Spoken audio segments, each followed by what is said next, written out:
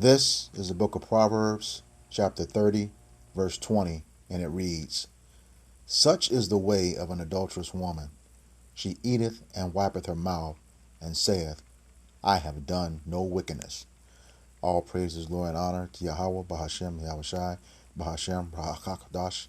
Double honor to the apostles and elders of the great millstone who rule well and teaching us this 100% truth.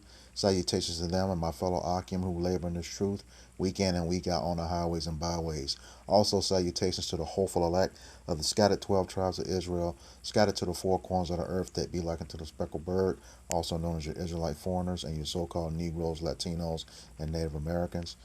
To you, I say Shalom. This is your brother Ayashar Barazar from the Indianapolis branch of the Great Millstone, coming back at you with another lesson that is edifying to the elect nation of the body of Israel. All right, coming up, I got two clips. Man, I swear, the more you watch what's going on in this world, as the prophecies say in Matthew 24, uh, um, iniquity shall abound, roughly paraphrasing, and the love of many shall wax cold. I mean, that iniquity you're going to see here. I have two clips coming up here that's going pretty viral. Um, Israelite women um, saying that the body does not count if you wear a condom. Well, I'm going to prove that it does through the scriptures. But just being this simple, I mean, it's very vexing. It's very vexing to see this. So without further ado, let me get to these two video clips, and then we'll put some scriptures to it. So I got a question. We just gonna put it in the air. Do the body count if you use a condom? Does the body count if you use a condom? That's all I want to know. I was just sitting here trying to make the math, and I'm just like, I feel like you only caught a body if they caught it wrong. You feel me? Like if it wasn't skin to skin, you ain't caught a body over here. You ain't catch a body. I don't know. You was over here playing around, friend. I don't know. Y'all let me know in the comments. Y'all tell me, does the body count if you use the condom? So I got a question. So I keep telling y'all, you is like the third person I told. Hold on, explain that. If you're fucking with a condom, that does not count as a body. It does not.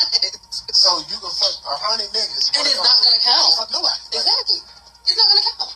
Yeah, that's that's not gonna that's count. different. Wait, so that means your boyfriend can do that. You got a boyfriend like, yeah, I'm about to go fuck this broad right quick, but I'm gonna wear a condom, so it don't count. You see, niggas don't know how to do this. Man, I swear, this, some of the stuff you see, it's like, is this really being said? Some of the Israelite minds are just gone, especially these women. But that was a question: does a body count if you wear a condom? But first of all, let me just get this. My take on that, on those two clips. This is Proverbs chapter 9 verse 13. I find myself bringing this out a lot as of late, and it reads, "A foolish woman is clamorous; she is simple and knoweth nothing." All right, foolish, being without judgment, pretty much stupid, as it relates to definitely to the scriptures, and the way these two videos look in life as well. All right, let me get that word clamor.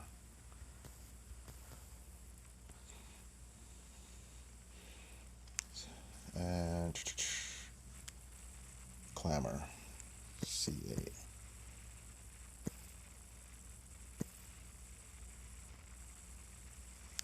The root word of it.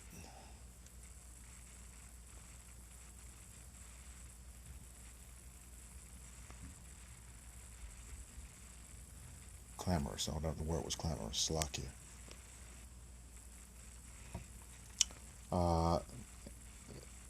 Merriam-Webster's dictionary, marked by confused din or outcry, tumultuous. noisily insistent. And you can tell by both of those videos, they were noisily insistent that, you know, it doesn't count as a body if you use a condom, which is just dumb, you know. But like I said, here I'm going to prove that in the scriptures through the law. All right. This is the book of Deuteronomy, chapter 22, beginning at verse 13.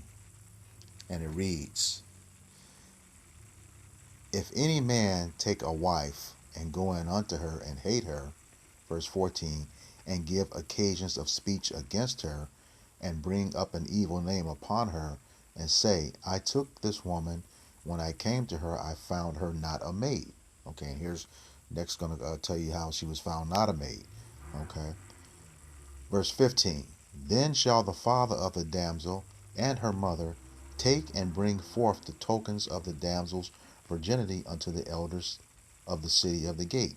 And that token of virginity is a cloth where once the husband entered into the wife and her hymen broke, the blood would drop onto that cloth or a bed sheet or you know, whatever cloth she had under her, so that that could be provided. That's what token of virginity is. After that hymen breaks, okay, and the blood comes forth from that. All right. Verse 16. And the damsel's father shall say unto the elders, I gave my daughter unto this man to wife, and he hateth her. And lo, he hath given occasions of speech against her, saying, I found not thy daughter a maid, and yet these are the tokens of my daughter's virginity, and they shall be spread before the elders of the city. So that's the thing. If he gave her to wife, and that blood was on that cloth or that token of virginity, she's fine.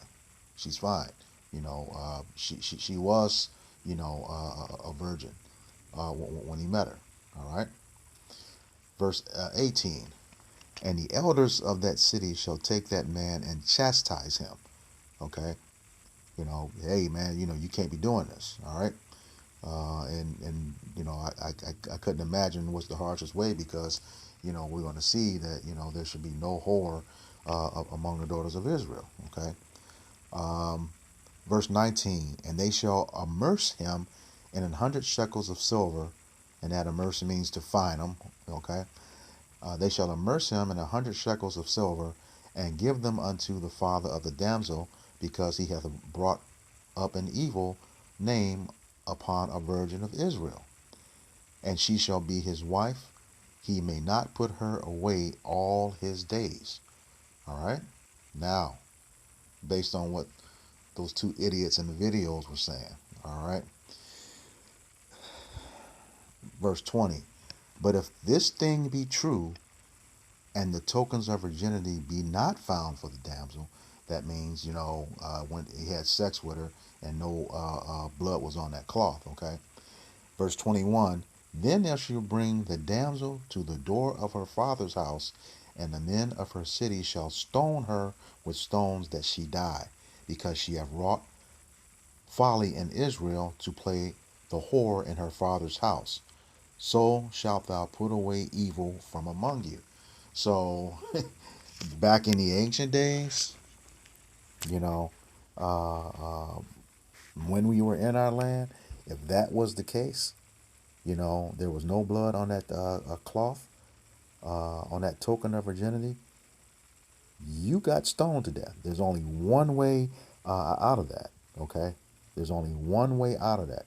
And just to back that part up, where it says, you know, you have to put evil away from among you, because there was, you know, the woman played. Let me just read that again, verse 21.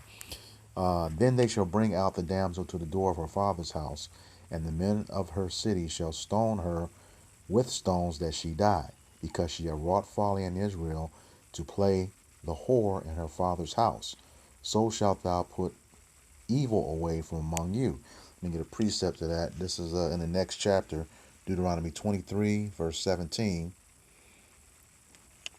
And it reads, There shall be no whores of the daughters of Israel, nor sodomite of the sons of Israel. And when you look around today in today's world, these are the two who champion each other all day long. Live and let live. Love who you love. All right? That's the chant. But that doesn't work among the nation of Israel. We have laws, statutes, and commandments that govern us for the rest of our lives. Okay? All right? So, and we're under grace right now. We're under grace right now, but that does not go on continuing to sin. Let me prove that in the book of Romans, uh, chapter 6, beginning at verse 14. And it reads, "For sin shall not have dominion over you, for ye are not under the law, but under grace." Okay. Verse 15. "What then? Shall we sin because we are not under the law, but under grace? Yahweh forbid." Okay. We're under grace. We're out of our land. We're, in captivity under, a ridiculous ruler who promotes both of those things, whoredoms and sodomy. Okay. But as a people, the law is with us for the rest of our lives. Okay. I'm going to prove that too. Because here's the thing. The only way that woman is what's the word I'm looking for? The only way that she could have had sex and it not be a sin is that the husband that she slept with died. Okay, the husband that she slept with died. All right, and there's been no other man in between. She's supposed to have one husband for the rest of her life according to the law. All right, and let me prove that. This is the next chapter. Chapter Romans chapter 7 verse 1, and it reads, okay, "Know ye not, brethren, for I speak to them that know the law, how that the law hath dominion over a man as long as he liveth." Okay, so the law has dominion over us as long as we live. What do you think the purpose of a judgment day is for? What are you going to be judged against?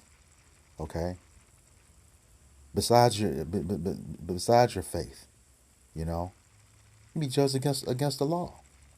What did you do to do your due diligence to make the calling of your election sure? That's having faith and keeping the law. These laws, statutes, and commandments. All right. Now going on to verses 2 and 3, share what I was talking about regarding the woman being free from that law of marriage. Okay. This is verse 2. "For the woman which hath an husband is bound by the law to her husband, so long as he liveth. But if the husband be dead, she is loose from the law of her husband." All right. Verse 3. "So then if, while her husband liveth, she be married to another man, or had sex with another man, she shall be called an adulteress. But if her husband be dead, she is free from that law. So she is no adulteress, though she be married to another man." Okay? So that's the only thing that frees you. So condom or not, every time a man enters you, every time he enters you, and you have your husband, the first man that you slept with, is still alive, technically, you're supposed to be taken out. And then him as well, if he knows that you have a husband. You can get that back in Deuteronomy chapter 22. You are married to a man when you have sex with him. All right. All right. So, and this law right here perfectly describes what happened with David and Abigail, and David and Bathsheba. Remember, Abigail's husband Nabal, he died. Okay, and David took Abigail for a wife. That was lawful. However, when he came across Bathsheba, you know, he had Uriah the Hittite tried to have him killed the first time, and he didn't die, but David went into her, and she conceived. Okay? She conceived. And Bathsheba did not cry out. So, according to the law, in that same chapter, Deuteronomy 22, both of them were supposed to die. Both of them. Okay? And you can get those accounts of David and Abigail in 1 Samuel 25. David, Abigail, and the ball, 1 Samuel 25. And David, Bathsheba, and Uriah in 2 Samuel chapters 11 and 12. All right? Chapters 11 and 12. Like I said, you go to that law. Let me get back to it. This is back to the book of Deuteronomy, chapter 22, verse 22.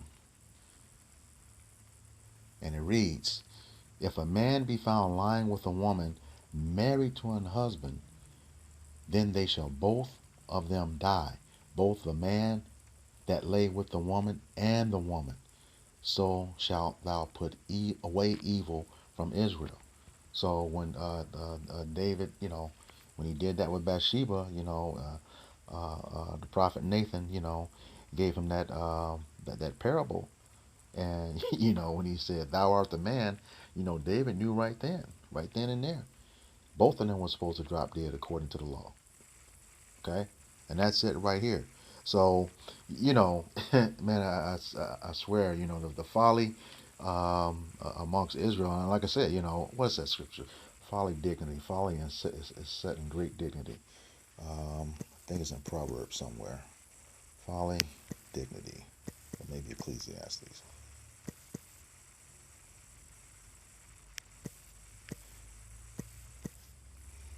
Yeah, Ecclesiastes 10 and 6. All right. It says, folly is set in great dignity, and the rich sit in low place. Who's the rich? That's the nation of Israel. We have the law, statutes, and commandments. All right. And that folly is set in great dignity. Let me get that definition of dignity.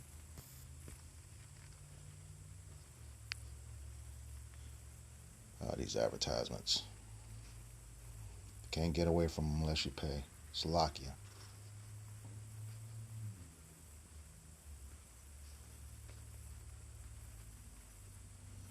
Dignity.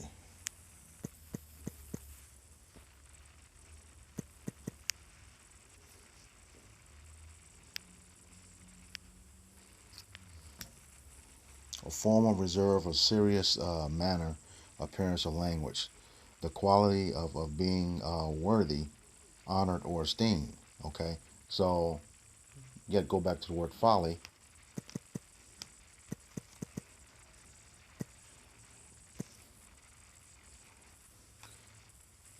Lack of good sense or normal prudence or foresight. Literally no wisdom. So that's what that scriptures mean. It's having lack of good sense. It's set high.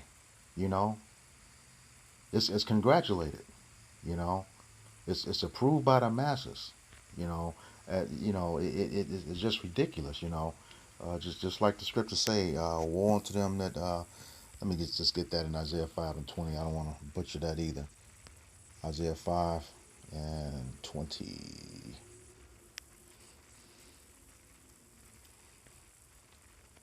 Okay. And it reads, woe unto them that call evil good and good evil, that put darkness for light and light for darkness, that put bitter for sweet and sweet for bitter. Verse 21. Woe unto them that are wise in their own eyes and prudent in their own sight. Just like those two clowns were in the video. They were wise in their own eyes. Okay? But the scriptures prove once that hymen is broken, you know, and that token of virginity can be presented, you're not supposed to be messing around with anybody else. That's your husband. The only time that you're free from that law is from the death of the husband. Okay? So with that, I hope this lesson was edifying for the body. Once again, I'm going to give all praises, glory, and honor to Yahweh, Ba'ashem, Yahweh Shai, Ba'ashem, Rahakakadash. Double honors to the apostles and elders of Great Millstone, who rule well and teaching us this 100% truth. Salutations to them and my fellow Akim who labor in this truth week in and week out on the highways and byways. Also salutations to the hopeful elect of the scattered 12 tribes of Israel, scattered to the four corners of the earth, that be like unto the speckled bird, also known as your Israelite foreigners.